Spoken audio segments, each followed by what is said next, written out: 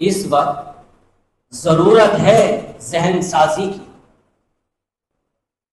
ایک مسلمان کو ایمان کی ضرورت ہے، ایک مسلمان کو سوچ کی ضرورت ہے. ہماری سوچ نیگیٹو بنا دی گئی ہے. ذہن کے اندر کیا ہے؟ ہر کچھ نیگیٹیوٹی پائی جاتی ہے. جب دیکھو، جب بات کرو نیگیٹیوٹی کی بات آ رہی ہے. پوزیٹو باتیں نہیں نظر آتی، اچھی باتیں نہیں ملتی، اچھی سوچ نہیں ملتی ہمیں. اچھا ذہن نہیں بن سکتا. جو قرآن نے ذہن دیا وہ نہیں بن سکتا، جو رب نے ذہن دیا وہ نہیں بن سکتا کیا؟ جو میرے نبی نے ذہن دیا وہ نہیں بن سکتا کیا؟ جو میرے نبی کی احادیث بیان کر رہی ہے کیا وہ ذہن نہیں بن سکتا؟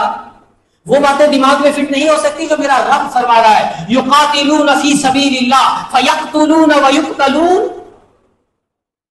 یہ باتیں ذہن میں نہیں بیٹھ سکتی؟ یا صرف وہ باتیں بیٹھتی ہیں کہ مسلمانوں کا درد نہیں ہے کیا ہمیں؟ کیا مسلمانوں کا درد ہمارے اندر سے ختم ہو چکا ہے؟ کیا ہم مسلمان کے ساتھ بھی کھڑے نہیں ہو سکتے؟ کیا ہم مسلمان کا بھی ساتھ نہیں دے سکتے؟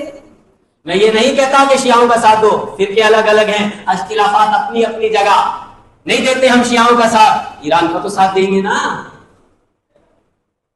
ایران کا تو ساتھ دیں گے اور دعا بھی کریں گے. میری دعا سنو، دعا دیکھو، میرے الفاظ نوٹ کرو. یا اللہ جو مسلمان، میرے الفاظ سنو، میں دعا کر رہا ہوں ایران کے لیے. یا اللہ جو مسلمان اسرائیل اور امریکہ کو تباہ کر رہے، مار رہے، مولا تو ان کی مدد فرما.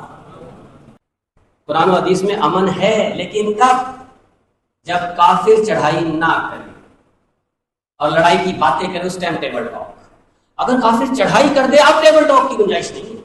اب تو سیدھا سیدھا میرے رب نے فرمایا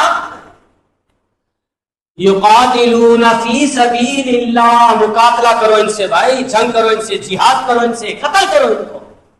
فیقتلون ویقتلون، قرآن نے تو یہ بیان کیا ہے کہ تم ان کو قتل کرتے جاؤ، پھر یہ تمہیں شہید کر دے تو تم ہماری جنت میں آ جاؤ. تم ان کو قتل کرتے چلے جاؤ، قتل کرتے چلے جاؤ. انہوں نے چڑھائی کیوں کی مسلمانوں پر؟ انہوں نے کیوں مسلمانوں کو ستایا ہے؟ انہوں نے کیوں مسلمانوں پر بمباری کی ہے؟ انہوں نے کیوں مسلمانوں پر اٹیک کیا ہے؟ اگر یہ اٹیک کر دے تو تمہیں پیچھے نہیں ہٹنا ہے. تم مومن ہو، تم مسلمان ہو، جہاد کے لیے بازو کو اٹھاؤ، قتال کے لیے بازو کو اٹھاؤ.